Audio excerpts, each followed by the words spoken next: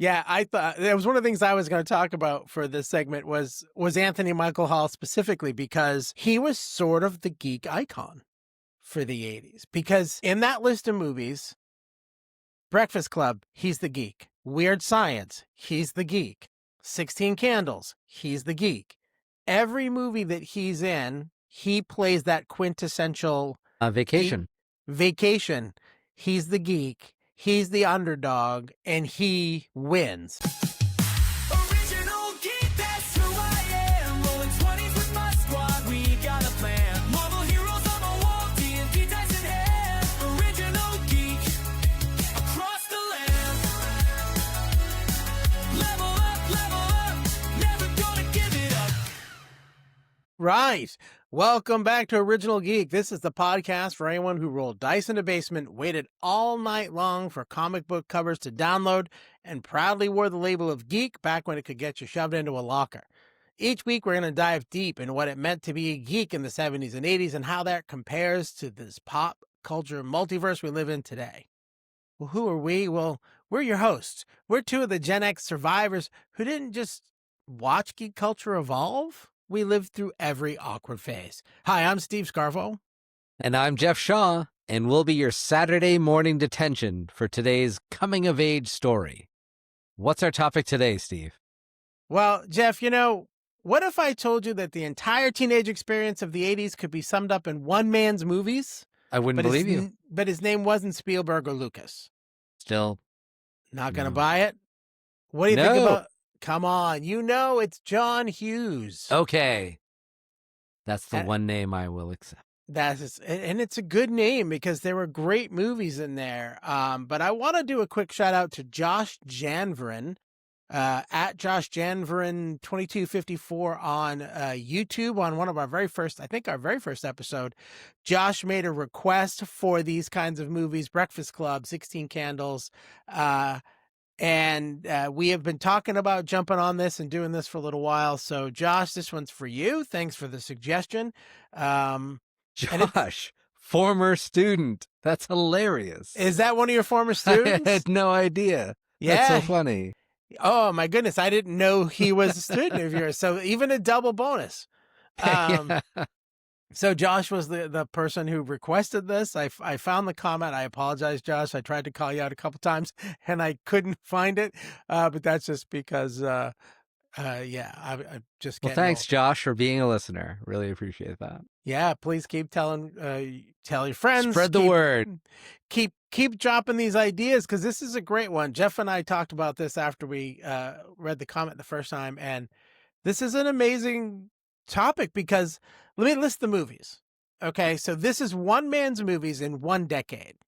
16 Candles in 1984, The Breakfast Club in 1985, Weird Science in 1985, Ferris Bueller's Day Off 1986, Planes, Trains, and Automobiles in 1987, She's Having a Baby in 1988, and Uncle Buck in 1989. 1, 2, 3, 4, 5, 6, 7 hit movies in one decade. With at least 1 year, he had two of the, to me, the best movies of the decade in 1 year.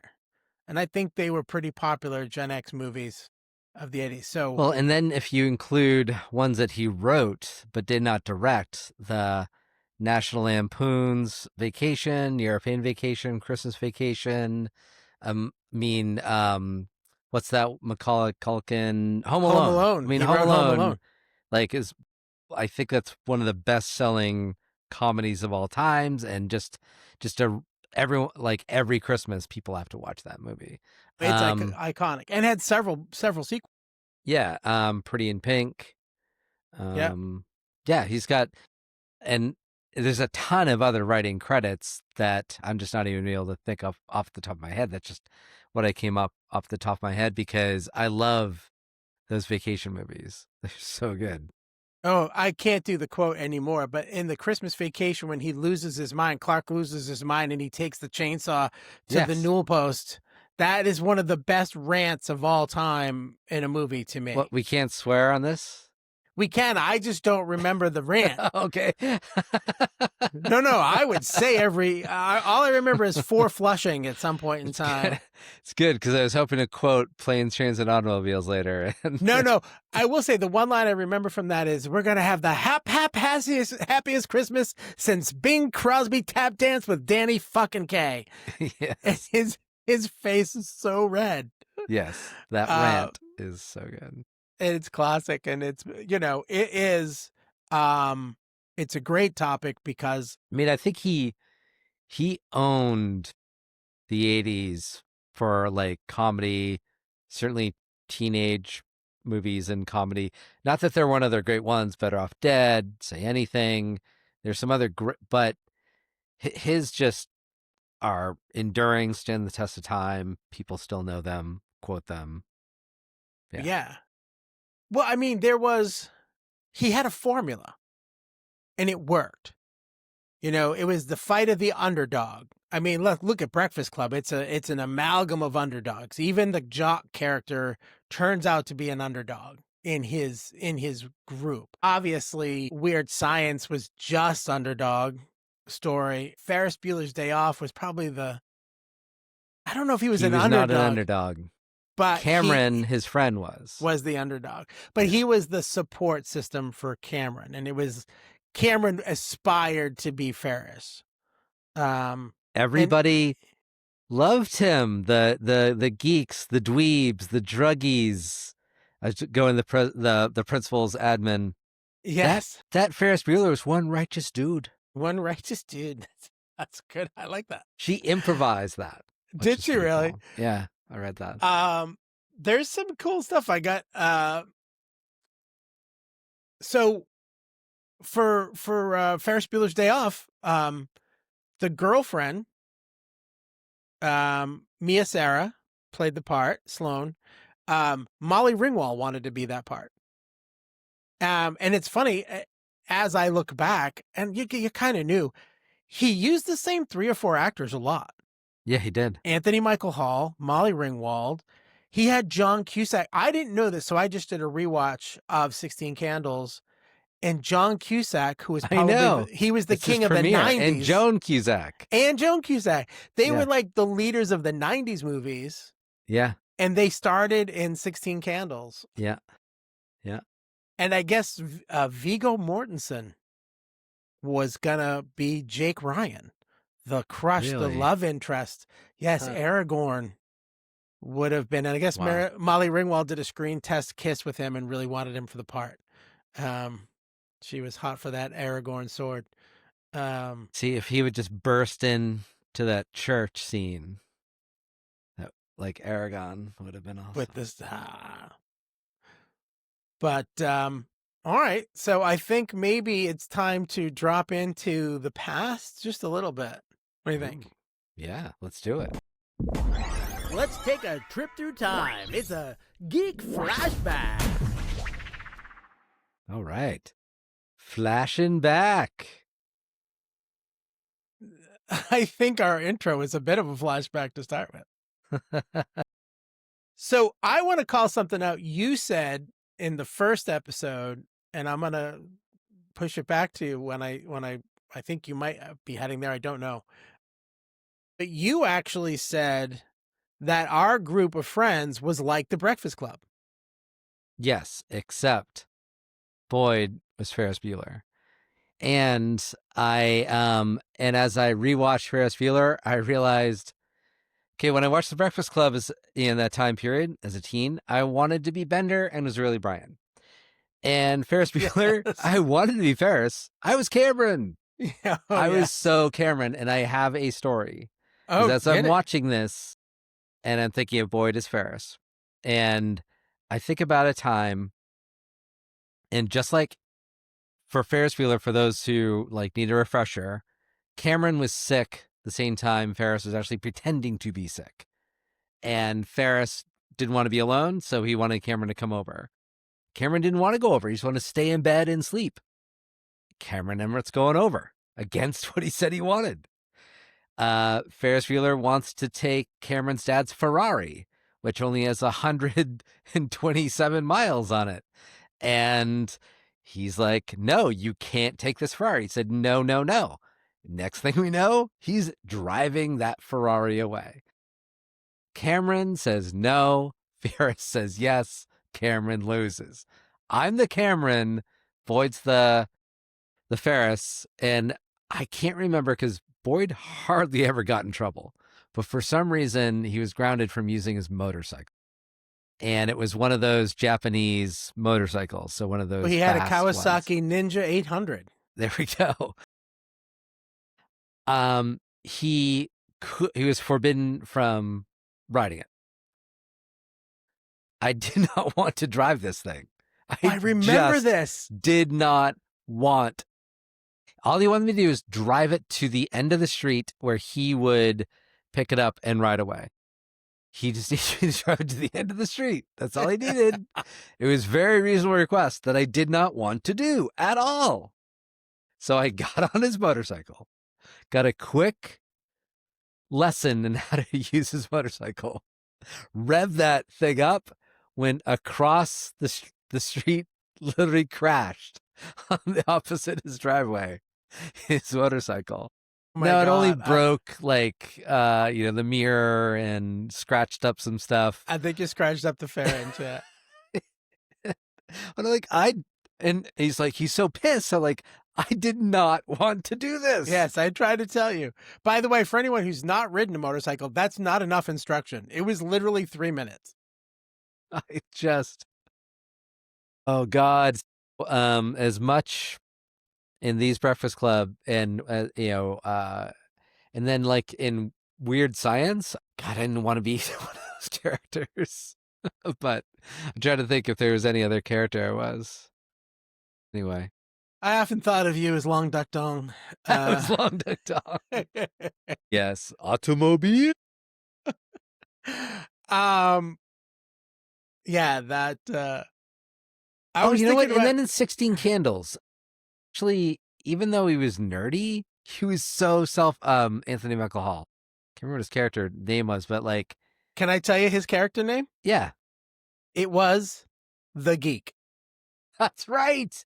His That's right. name- He didn't have a name. He did was not. the Geek. In the movie, they call him Ted, but when you look at in the credits, he's just listed as the Geek. That's right. That's right.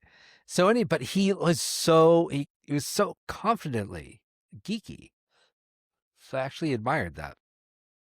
Yeah, I thought that was one of the things I was going to talk about for this segment was Anthony Michael Hall specifically, because I only came to this realization, I think, in the last few weeks while we've been talking about this episode and I've been rewatching some of the movies. He was sort of the geek icon for the 80s, because in that list of movies, Breakfast Club, he's the geek. Weird Science, he's the geek. 16 Candles, he's the geek. Every movie that he's in, he plays that quintessential Vacation. Vacation. He's the geek. He's the underdog, and he wins. In every one of those movies, one of the better character arcs, one of the only, there's a few character arcs, and Hughes does a great job with characters who evolve. I don't want to dig into story methods or whatever too deep, but like one of the things I love in a movie is when you see a character start in point A and actually make it to point B, and point B is some sort of elevation of who they were, right? It's not a huge, deep emotional journey, right? But he becomes a little less geeky, a little more aware of himself. In 16 Candles, it's that big. It's tiny. It's a very small jump. But like Breakfast Club, he evolves, and obviously, again, it's not a huge jump in Vacation, because a lot of the humor comes from that awkwardness. But Okay, so who were you in these movies? Because I've said who I am. Well, who I wanted to be and who I was more like. I mean, I think I can't. I don't want to have everybody's. He's just going to say the same shit. But the reality is, I was probably the Anthony Michael Hall character in pretty much all of those. You know what I mean? I wanted to be the jock. I wanted to be Estevez, the wrestler guy. That was, I didn't want to be Bender. I wanted to be like the jock, popular kid. I tried to play football. I just wasn't, I did track. I threw shot put. I was never great at any of it. I loved it, but I was just not good at it. But I was definitely more, and I don't remember his name in Breakfast Club, but I was definitely him. I was probably either of the two guys in Weird Science, if we have to pick, because I certainly wasn't Chet. Uh, So if I had to pick, it would have to be one of those. I don't, like I think you said, I don't want to pick a Weird Science character. 16 Candles, I actually think I would have been the John Cusack character. Oh yeah. One of the two brothers, right? Yes, me too. The geeky tech nerd. They always had their stuff. Look at us. They had their headgear on. I just remember them. They walked up to the party and they had like headlamps on. Yes. Like they were going spelunking. Like that was the kind of awkward. I would not have done that. No, but that was the level of goofy. I would have been equally as nervous walking through that door, though. I wouldn't have had the geek's confidence that Anthony Monk. I love that scene when he's talking to Jake Ryan after that party. He's just destroyed his house and he's making a martini. Yes. He's just like, hey, let me give you some girl advice. Yeah. She's got the hots for you. Here, you want some nuts? And he's just, he's great. So yeah. But I mean, he had, every one of those movies had that same formula. It was the, I hate to use the term. It's what I have in the notes. It's teen angst. I don't know a better word for it. I hate saying that word. I don't know what it is. It rubs me the wrong way, but that's what it was. That teen energy and anger and, I can't get what I want. And then it's always funny. And then there's always like really heartfelt moments in there, which is what I think makes his movies sit well. That's that at the end of Breakfast Club when Anthony Michael Hall's character reads the essay and like that really ties in all of their shared. And it's honestly, if you look back, it's probably people would say, oh, it's a stereotype. It's like, but no, it started the stereotypes in movies. Even in which isn't one of his movies, Can't Buy Me Love. They dig into those stereotypes, but I think that came after this, and I think it was modeled on this movie. You know what I mean? So yeah, I mean, gotta hold off for Geek Evolution though. I was almost going to talk about his impact, but no, let's not impact that's yet. later. Let's talk about whether or not 40 years has done these movies justice, Jeff. I think it's time to take it to court. The fandom is divided. It's time for Geek Court. All right, so here's the real story. Here's the question. We're going to talk in two zones, right? Do the movies hold up? And then we're going to talk about one specific movie. And I'm going to say there's parts of these movies that they just don't stand the test of time. All right. So I won't dig in too deep, but I feel that there's parts of these things are problematic. Okay. So I very much believe that movies of an era, we just need to accept that they're a product from that. As a former English teacher, when I hear about things like wanting to ban Huck Finn because of the use of the N-word, okay, but at the same time, he's befriending a black man. Right. They're traveling together, and he's treating him with dignity and respect. And so at that, way back when they wanted to ban it because a black man and a white boy were traveling together. And that was the reason they wanted to ban it. Now they want to ban it because they use the N-word. And I get that. I get that wanting to judge something from the current lens, not from the lens of the time. However, I will say there are two things in the rewatch that I just could not believe, because at the time I don't know why, like, it didn't strike me. One of them, I was also teenage nudity in 16 Candles and Weird Science.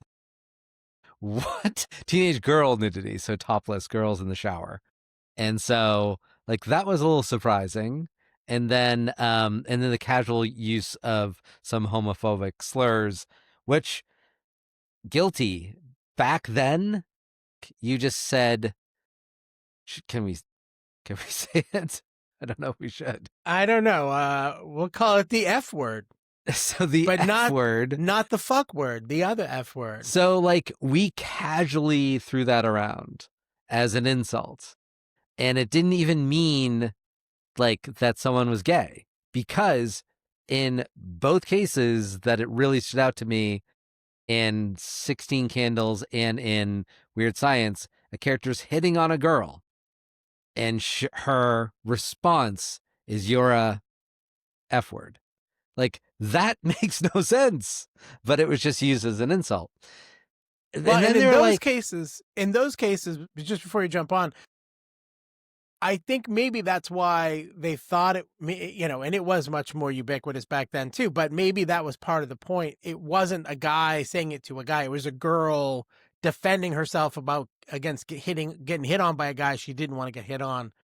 And it was sort of a defense, right? I don't know why I'm trying to make an excuse for John Hughes dialogue, but well, so, I mean, so like there's a couple things, but overall, like I feel like they do hold up. When I was watching, it's funny though, I was watching Planes, Trains, and Automobiles, and I was thinking of a few things that the film absolutely, I believe, holds up. You know, I haven't shown it to someone of a younger generation to see if they would, but Josh Chandran is has got he recommended this. He's one of my students from the 2010s. So he's like, yeah, these movies were 30 years old when he was watching them as a teenager himself. So proof. Thank you, Josh. But as I'm watching Planes, Trains, and Automobiles, I'm realizing that some things that would be very confusing.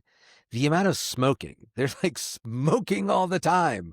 yeah. John Candy's character is smoking in their hotel room. Like, gross. Cash. He had, Steve Martin's character had over $700 of cash in his wallet. And he only had one credit card.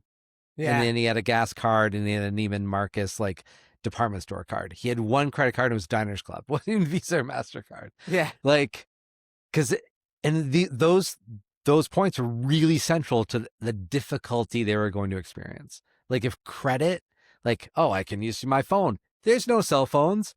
That was another piece that made things difficult. Like, you had to use an actual phone and pay phones and what you could do on a computer, and like none of this stuff.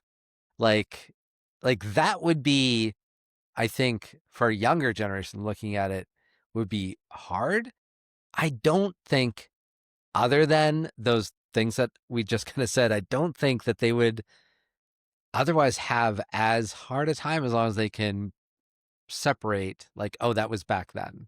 Like when we were growing up in the 70s and 80s, we watched something from the 50s and thought, oh, that was back then. Right. Yeah. And listen, I don't disagree, especially Planes, Trains, and Automobiles. That's probably one that you could ship as is, right? Like all the stuff you just pointed out, you can't remake that movie as is. You need to update it, because I mean, there's a whole montage where he has to sell, shower curtain rings as earrings to make money, because there was no other way for them to get cash, right? It was the weekend, it was the holidays, like there was no ATMs, all of that wasn't a thing. So that movie is great, and it's so quotable. It's one of the things I love about all these movies. They all have a quote, where's your other hand? Between two pillows. Those aren't pillows. Like, there are great lines in all these movies, right? Anthony Michael Hall in two of these movies gets high and does the same voice, which I love. He does the same exact stoner voice. You know what it is? Chicks can't hold a smoke. That's what it is. And they're just movie quotes that stick in my brain. But, and I say this with a heavy heart, there are elements of these movies that, and I understand it was the time, and it's fine for what it was, But if you were to show some of this stuff to kids today, they would be horrified. And not even the use of the language, right? So in 16 Candles, Jake is unhappy with his girlfriend, who's the party girl, and she's taking advantage of his rich parents because they have this huge house and this huge party, and she's destroyed, trash, drunk. And the geeky character, he gets information about Molly Ringwald's character from him, and he goes, well, I'll let you use, I forget exactly the exchange, but he's like, oh, you can just have my girlfriend for the night. Essentially, he hands his drunk girlfriend to this kid who's a freshman. And they never show anything, but the implication is by the end that they have had drunken sex together, and she's happy about it because she woke up in his arms. And it seems to be like a very casual toss away joke, and at the time it was played for like mild humor, but like that's about as close to date rapey as you can get. And I don't want to say that phrase exactly. Yeah, but, I mean, Revenge of the Nerds is the same thing. Yeah, and so, and then Okay, so 16 there was another Candles 16 Candles off the table. Can't show it. Not allowed. I don't think you can't show it. I How just dare think you. that's one of those you have to. It's almost like some of the, and not just John Hughes movies. We're just talking about John Hughes movies. All movies from this era probably should come with a warning label of there's some insensitive shit on these movies because this is how we talked in the 80s, right? The F word. And before. Oh, 70s, I mean, 60s, 50s. Oh yeah, it was. You know, turn was more the 2000s. There was an entire subculture of movies called TNA movies that were just to show young teenage college girls running around half naked. You know, half the horror movies were just gratuitous nudity. So like when you call out that there is nudity in 16 Candles, yes, it's in that movie. It's very, I mean, as neutral as you get as she's in a shower all by herself. It's not like there's anything gratuitous about it. Other than the fact that she's naked. It's not like, well, do you know what I mean? She's not totally it's not like unnecessary. It was unnecessary, but it wasn't like a sex scene. It wasn't a dirty scene. It was as clean as you can get and make it nude at the same time. But again, that probably wouldn't, you know, maybe that part would probably fly, but I don't know. But some of the racial references, the boys will be boys attitude. You've called it out. Ferris doesn't get in trouble for anything. You know what I mean? I'm on our school board in town, and if he was my student, I'd be losing my mind. I'm like, what do you mean? You'd be Mr. Rooney. You'd be Principal Rooney. I'd be Ed chasing Rooney. him down. Ed Rooney. So yeah, I think I think there's elements that don't hold up. I do love these movies. I'll never stop loving these movies, but there are parts of it that make me go. So I actually think all but one holds up in that you could show it with a caveat in certain situations. But the one that doesn't hold up is Weird Science. That movie on rewatch is shit. Don't know why. Like, in the IMDb is still a 6.6. So, I mean, that's pretty good. And I know the argument is, well, now you're watching it from an older lens. Yes, I rewatched 16 Candles, Ferris Bueller's Day Off, Planes, Trains, and Automobiles, Breakfast Club, and I rewatched Weird Science. Only one of those did not hold up, and that's Weird Science. I don't know why I liked it so much and why others did too. But it worked at the time, and I think that often happens. Like, you watch a movie, you love it, and then you rewatch it decades later, and it just doesn't quite work. And that's one. And it's not because of inappropriate stuff as much as the fact that it's just dumb. So it's funny because I agree it doesn't hold up in the way, like, I don't think you could make that movie today. I think it would fail miserably, right? But I also rewatched that, not specifically for this, just a few months ago, just because I was like, hey, I haven't seen Weird Science in a long time. I wonder if it's still funny. And and maybe it was the nostalgia enjoyment, will caveat, maybe it was me because, again, I loved it as a kid. But I think all the stuff you just said about why you didn't like it and why it's shit are the reasons I loved it, because it was absurd. It was ridiculous. You know, there's a fight scene at the end at the party where the two other guys, also Robert Downey Jr., one of his first spots, Iron Man shows up as one of the jock a-holes, and they're fighting with the guys, and the little setup that they use to take a Barbie doll and make it a real woman hits the cover of a magazine where there's a picture of a missile, and suddenly a missile comes up through the floor. It's absurd. It's ludicrous. And to me, that's what is hysterical about it. I love the absurdity of it. Bill Paxton as Chet, just a fucking dingus of an older brother like this. His Bill Paxton is awesome in that as He's Chet. so good as Chet.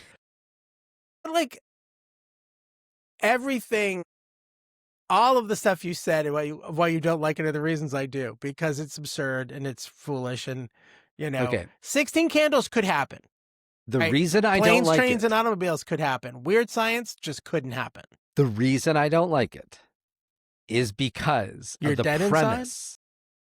The premise is Frankenstein, that they use science to create a woman that's the perfect woman. But she has all these abilities that make her really a genie. So the issue I have, and not the issue everyone has with it, but it's the fact that they keep treating this like it's a Frankenstein movie when it's an I Dream of Jeannie movie. It's Bewitched. It's not. She's able to just snap her fingers and change reality. Frankenstein can't do that. So my issue with it being garbage is the premise that it's Frankenstein. I'm sorry. It's I Dream of Jeannie, and they should have played it as such. And that's... Yeah, they try to explain that by saying they're using advanced computer technology, because they supposedly, there's a whole thing where they dial into NASA and they put the phone on the modem thing, and so they're suddenly getting all this compute power, which is, in the 80s was the ultimate, this is the power, and the government, it was the government's power, it was Pentagon power, you know what I mean? I never thought about it as a genie movie. I guess it absolutely is a genie movie. Yes. But never be careful what you wish for.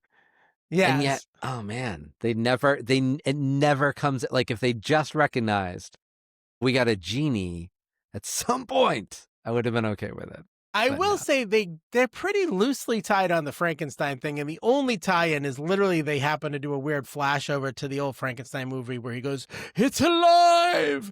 and that's it. It's like they never say she's a Frankenstein's monster, really. She's a creation. And let me be honest, in the 80s, I had a mad crush on Kelly LeBrock. I mean, who didn't? That girl was gorgeous. When did Weird Science come out? 85, 87? 85. So I was 16 when that came out? So we were in the zone for those two kids.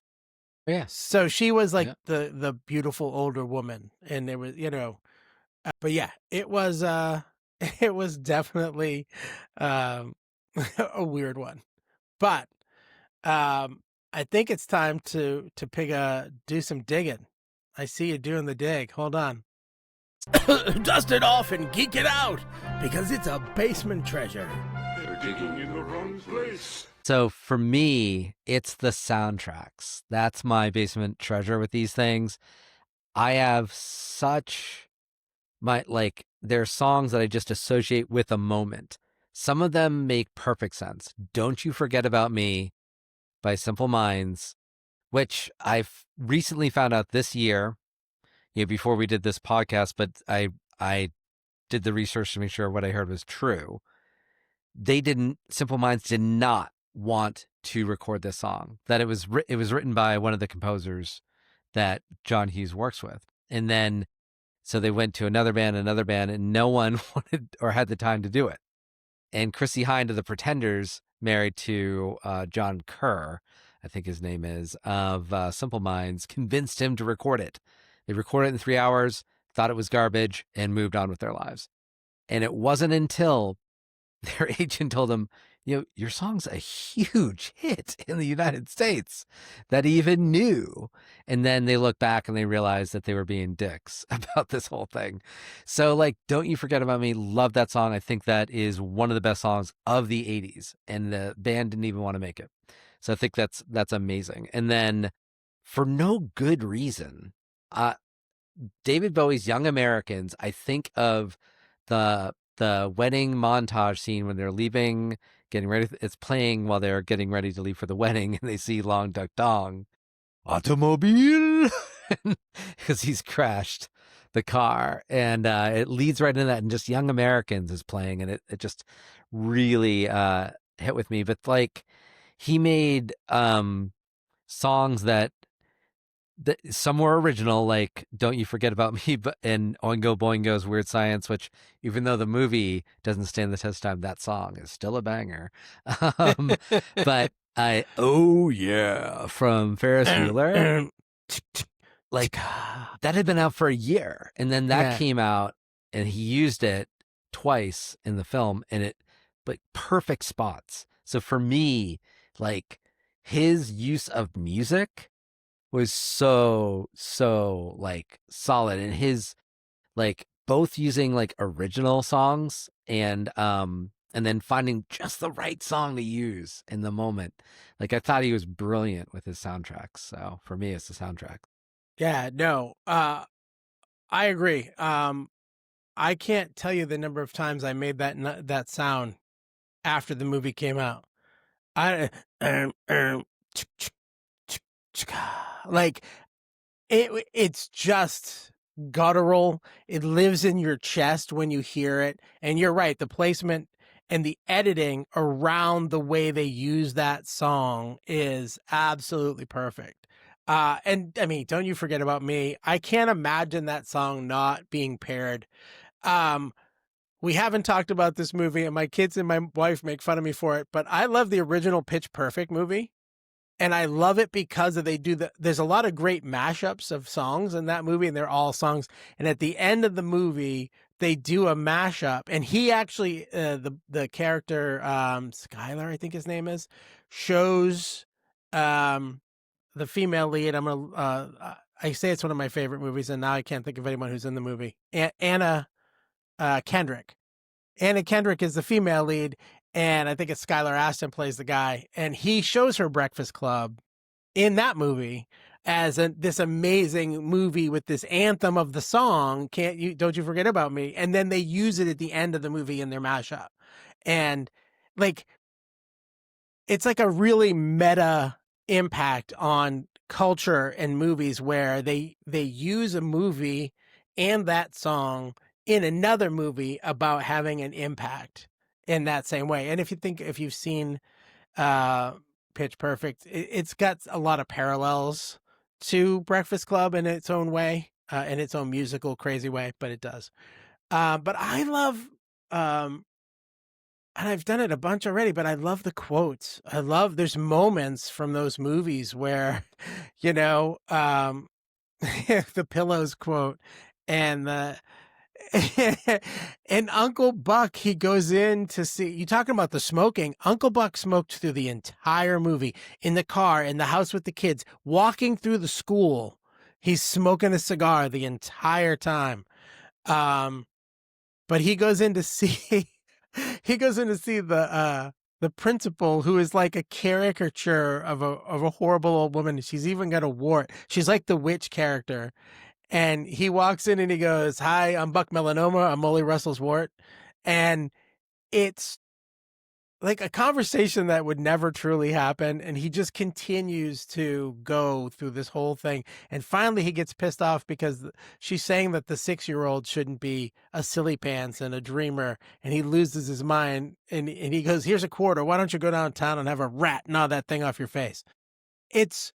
There's so many iconic lines. Macaulay Culkin, one of his first movies, was Uncle Buck. And the reason, and I don't know if we said this before,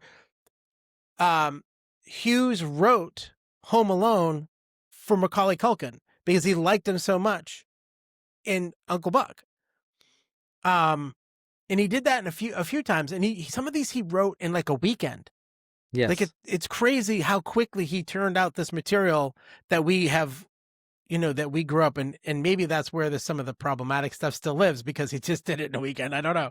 But there were so many great quotes, and I won't try to do anymore. But I loved how there's just so many iconic moments from our childhood that still live It's in just those amazing, like quotes. that he wrote essentially a dozen movies, maybe more. I think he maybe have more writing credits just in the 80s. And the reason he could be that prolific is he wrote them all in like 2 or 3 days. At least Yeah. I keep seeing that, like, oh, I wrote Planes, Trains, and Automobiles over the weekend. I did this one over a weekend. I did 16 Weird Science Candles. over the weekend. 16 Like, Candles he wrote in a single weekend. Ferris Bueller's Day Off in less than a week. Those are the two they were that I all found. like really fast, right? So, Yeah. They're 90 minutes at best. Yeah. what's crazy is that he stopped. But yeah, so to go back to your point about quotes, 100%. I mean, we quoted those movies so much. I've actually been trained to stop living in quotes because Steve and I and all of our friends, we said this in an earlier podcast. I think 90% of what we said to one another was from a movie or a movie quote. It felt that way, and it felt that way to our partners, to our wives, and like, will you please stop quoting things? Can I tell you, I So, remember like, that's what I blame for not being able to quote these movies anymore, because you're I've been afraid. trained not to speak in quotes. I remember after Me, Myself, and Irene, Yes. there was a quote Jim Warden. Carrey, Warden, I want my own cell. Yes. And we said it so much around your wife that she did. I remember her going, can you guys please stop? Because it's too much. Yeah, and I know not John Hughes, but Hetty Goodness from The Simpsons. Yes. There's a From there's Apu. a frozen head in the Frogurt. Yeah, it's full of Hetty Goodness. And it was a Halloween episode because it was the Frogurt, which was also cursed. evil, also cursed. All right. Well, I think it's time to move on just a little. From floppy disks to streaming clicks, it's Geek Evolution. Yeah, so I know we referenced it earlier about talking about like influence, and I was trying to think, because I talked about, someone watching these movies now is less like us watching a movie from the 50s. And I wondered, is it overstated that John Hughes was so impactful? And I thought about like what teen movies lasted over the years from the 50s, 60s, and 70s, and a lot of them, they weren't like funny movies. Like, so I feel like one of the impacts he had was creating a quality teenage comedy that was also spoke to us, like spoke to that generation and to today. Like, I do think these movies stand the test of time because of that teen angst, that struggle against the adults, and the adults were all dum-dums in these movies. They weren't admirable. Like Ferris Bueller, there was only 2 teachers you saw, and they were the most boring teachers. And the principal was one of the main villains of the movie. The only cool one was the admin, who, but and that his parents were pretty clueless, but then Cameron's parents were evil, or at least his dad was. Yeah, so it made him sound like a dick.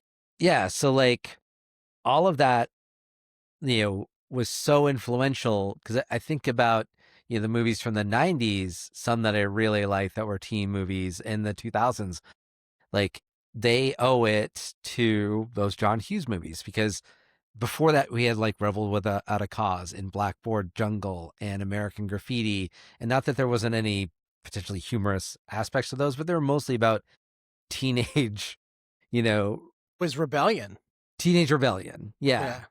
And it wasn't like that comedy and the quick. And I said, like, even though a lot of our quotes have been wiped out from our minds, like there's so many quotable lines, and it's just, and the tightness of the plot. Almost everything was taking place in the course of 24 hours or 2 days. 16 Candles was like one day. Yeah. Same thing with Breakfast Club, and Weird Science even was very tight time frames. Yeah, These were tight time like a frames. weekend. And and you can see that effect in movies and influence of movies like American Pie and Mean Girls and 10 Things I Hate About You. Yeah. Um the Pitch Perfect. right, yeah.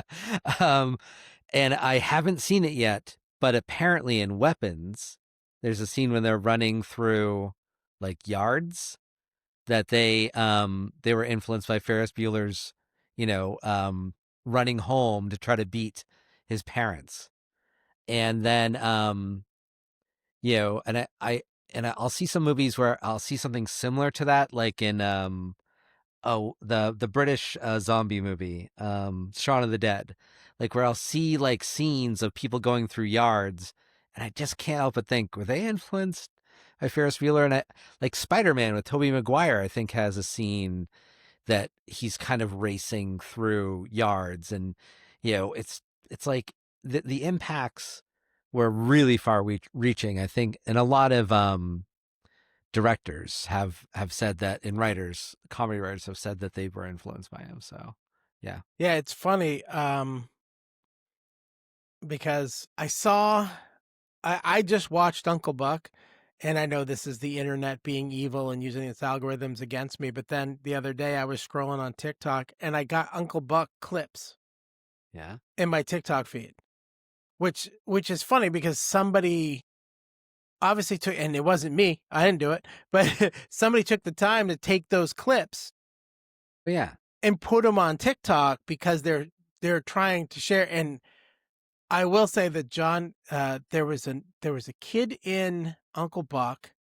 There was another movie. It's the only other movie I remember him from, and I don't remember the actor's name. It was called The Boy Who Could Fly, um, which was another fantastical 80s, 90s movie. And he just terrorized this kid because he was dating the niece.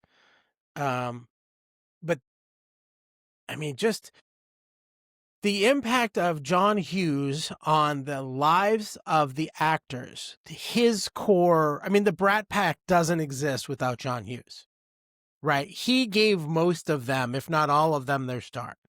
Like I don't know about, oh, I can't think of his name. Rob Lowe Rob Lowe. Yeah. So is Rob the Lowe only is one every other one of them. Ali was in a John Sheedy. Hughes film. Yeah, Ali Sheedy, Emilio Estevez, Judd Nelson, all of these guys and girls. Demi Moore was maybe not in a John Hughes movie. I don't remember her being in one of That's his true. movies. Yeah. But I no. mean, he had, of the 6 or 8 of them, most of them were part of his crew. Anthony Michael Hall, I don't think he was ever technically a Brat Pack kind of kid, but like these people got their start. So I just I don't know how that's a specific evolution for Hughes, but he was certainly the reason these people got to do. And look at Macaulay Culkin. If it wasn't for John Hughes, Macaulay Culkin is probably washing dishes in some restaurant. I don't know. He might have been brilliant anyway. I don't know, but he was great as a kid anyway in all of these movies. Yeah. So I think as we're running through time here, let's talk to our folks. These folks that we need to talk to. Your kids don't know how good you've got it. Well, So- I just have some advice based on what you just said. I mean, you said that you've seen TikTok clips. Yes. Go see the actual movies. Yes. I know, like you might see something problematic, but younger generation, give it a chance and just gain some distance, like realize that we've progressed. Like if you see that and you're thinking, oh, that's bad, I can't believe they said that or did that. Yes, it was bad. And we progressed. We learned. And we're Gen X. We were some of those perpetrators and we've changed. So, but just look I at don't know it. if I like the use of the word perpetrator. I have to admit that I said some slurs back in the day. Oh, back in the day, yeah. Yes. Yeah. I agree with that. You have to, and I don't know if it'll ever truly hit them the way it hits us, right? It probably won't. But so in a very weird parallel, my younger daughter, Gianna, just had her 10th birthday. She had a bunch of friends over, and there's a movie that's been out right now on Netflix. It's a kids movie called K-pop Demon Hunters. Yeah. And it's a musical, and the music's actually pretty good. I like the music. It's a standard fare kids animation, and it's all in the title. They're Korean pop stars who fight demons. But every girl at that party knew that movie inside and out. And so if you have an experience like that with a movie, whether it's one of ours, or if you're young enough that it's K-pop Demon Hunters, or something in between, think that, put yourself in that place, and then watch some of these movies and look at the character interactions and look at the absurdity of some of these, because these are great, great movies. And look at Uncle Buck is 40 years old, and maybe it's because it's the 40th anniversary is coming up that they're clipping it and putting, trying to get people to come back to it. But if you've seen those clips, go find the movie. Uncle Buck is hysterical. Yeah, and Breakfast Club getting re-released this month in September when we're recording this. September 10th at the O'Neill Cinema in Epping, where we live, Steve. Ooh, we might have. and- Oh my God, Breakfast Club in the theater.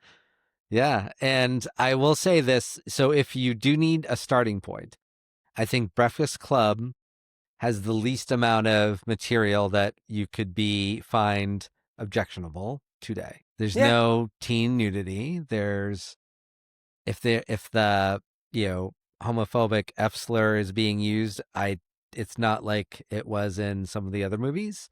But it's not like they're saying it all the time, but it's just I think now we're so sensitive to it. But because I showed the Breakfast Club in my film studies class when I was a high school English teacher, and I don't remember it being prevalent. So it stands the test of time. Breakfast Club will always be one of my favorite movies. In a different way than Weird Science, but yeah, It's a critical hit. it is. I'm getting there. It's critical hits and epic fails. All right, you were ready for it. Why don't you dive in? Well, I already made my pitch for Breakfast Club, but now I'm going to make my pitch for Planes, Trains, and Automobiles, because I think he's considered John Hughes's like with teenage movies. Planes, Trains, and Automobiles, Steve Martin, John Candy. I wondered if it would still stand the test of time. Comedy has a hard time doing that. I do think this one does it. I really do. It still holds up. It still has plenty of great comedy. Steve Martin has this rant because he's just at the end of he just wants to get home for Thanksgiving, and everything has been conspiring against him. And he's at the rental car counter, and the car he's supposed to get, he wasn't there. He's had trials and tribulations, and he just goes on this rant where every other word is the F word. And he's like, tells the rental car woman who's the admin in Ferris Bueller's It's the Day same Off. lady, Sweet, yeah. sweet girl, sweet woman. I mean, and he's like, wipe that fucking smile off your fucking face. And then he just F-bomb, F-bomb, F-bomb, F-bomb. Now, can you give me a fucking car right fucking now? And she said, do you have your rental agreement? I tore it the fuck up. Oh, I'm sorry. That means you're fucked. And he doesn't get his rental car. He gets screwed. And it's so good. Good. I forgot about that scene because that's one of the I hadn't gotten to watch again recently, but I love the juxtaposition. And the reason that works so well comedically is he doesn't swear. He's calm and controlled as much as possible throughout the film. He flips out once before John Candy, but he doesn't ever swear during his little rant. He never drops the F-bomb, never swears. after, before, like it's out of character. He's just reached the end of his rope, and then this little sweet woman drops the F-bomb too. She's like, Well, that's what I was going to say. The juxtaposition in that scene enhances that because yes, he's never sworn. Now he's freaking out and he's doing it to the sweet lady, and you don't Yeah. expect her to swear.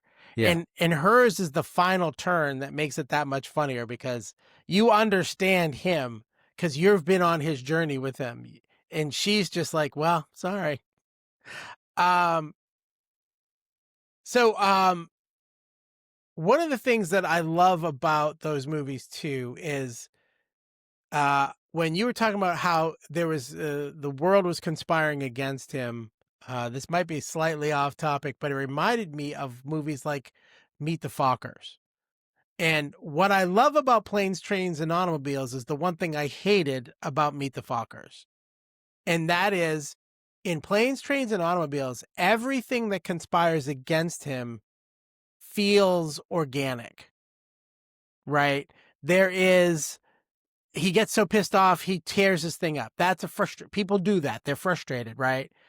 And in Meet the Fockers, like he gets in trouble because they're playing water volleyball and he hits the ball too hard. And everything's so over exaggerated. And I know that's supposed to be part of the charm and the humor of that movie. It just grates on my soul because it's so absurd. They're taking what should be a real situation where people would go, "Oh my God," he would still be in trouble, but not to the degree that they show it. But in Planes, Trains, in his movies, the anger is organic and it's pulled out from real situations, right? It's maybe the absurdity is everything does happen against him, but every one of those elements on their own could be a thing. So I do love that movie, and now I'm going to have to watch it again. So I'm going to take the fails, and there's a couple big ones. I mentioned one of them earlier, the casually handing off of a drunk girlfriend from one guy to the next. Pretty problematic by today's standards, and probably Yeah. should have been by then too. And I will say this, they try to play it very light. Because he's sort of because he's the dorky guy, and it's the innocence of he's never even like hugged a girl. Like they never show them having sex, and they both just sort of assume that they've had sex. Yeah, so the slight redemption of that over The Way It Happens in Revenge of the Nerds is that in the next morning, he can't remember either. Yes. He's drunk as well. However, the premise of even being in that situation is exactly as problematic as you said. Oh yeah, the whole idea It's that the the jock would aftermath give away. that we're like, oh, okay, he also doesn't remember. He also was drunk. He also, Yeah. yeah. Yeah, and the jock guy, Jake, who everybody plays up as a Prince Charming character, is a guy who gave his drunk girlfriend to a drunk guy and said, "Here, go have some fun," because he's so upset with her. That to me, also in 16 Candles, as much as I love the character of Long Duck Dong because of listen, it is about as extravagant a stereotype as you can make. But like every time they say his name, there's like there's like a gong sound. The gong. It reminds me of Young Frankenstein. Whenever they say Frau Blöcher and you hear the horses, Yeah. yes. It's that same absurdity. Long Duck Dong. And they constantly call him a Chinaman, which I apologize. I don't know if I probably shouldn't have said that, but that's what they call him in the movie. I'm like, oh, that's, it's kind of off. And he's sort of a geeky character too in that movie and kind of comes into his own a little bit with automobile. But so those are the fails to me that some of those elements have gone stale and have not aged well. He gets an American girlfriend. Come on. It's good. Long Duck Dong is good. He was a great character for the time, but I think by Yes. today's standards, people would be like, "That's about as offensive as you could." It's almost as bad as Mickey Rooney playing an Asian man at Breakfast at Tiffany's. Yeah. It's only a half a step It below wasn't that. Mickey Rooney though, was it? Wasn't it? No, it was Mickey Rooney It at was Breakfast at Tiffany's. Oh, I thought it was. He did them too, though. Jerry Lewis did it. Problematically. Yeah, Jerry Lewis did. Jerry that. Lewis did it too. Very proud. Maybe they both did it. At least one. I want to say in Breakfast at Tiffany's. It was probably Mickey Rooney. It was and Mickey Jerry Rooney. Lewis did it and other stuff. Yeah. Yeah, and so my fail, just because I would have loved it, is Hughes retiring before he could come through on his promise to have a sequel to Breakfast Club 10 years down the road, like their 10-year reunion. That would have been awesome. Or 20 would have been great. But then he passed away in 2009, and so it was never going to happen. But that was my quick fail. I'm gonna give away a gold mine to anybody who might be listening who can actually produce this thing. They need to remake. The big thing right now is the nostalgia sequel.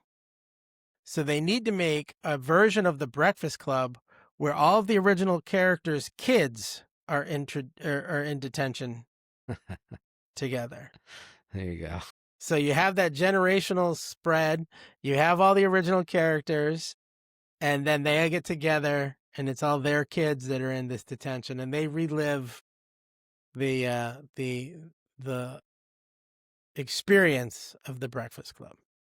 All right, this has been a long one. We're a little over an hour. If you're still with us, thanks for hanging out with us. So we don't have any listener mail to respond to at this point, but once again, Josh Janvrin, thanks for the idea. Obviously, This whole thing was a response to a listener. this was Thank you, Josh. our this is one of our longest episodes without a guest, and it's because we love this topic so much. So if you have something for us, Original Geek Podcast at gmail.com.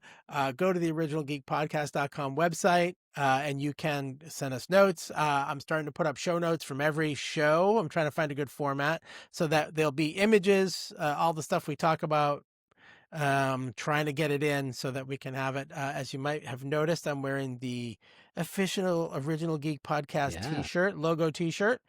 So our merch is live and it's really well done. We use a company called Printful. Shout out to Printful, just in case they're going to give us some free stuff.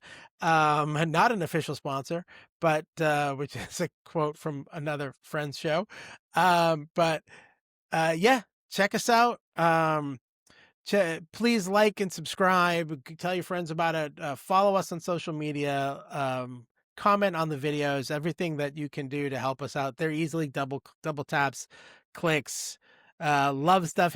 Whatever you want to do. Everything helps us get our word out more, so we can share our goofy remembrances of the 70s, 80s, and 90s with you guys, and tell you why it's better to be an original geek than anything else. All right. Thank you, OGs. Catch you next time. All right. Take it easy.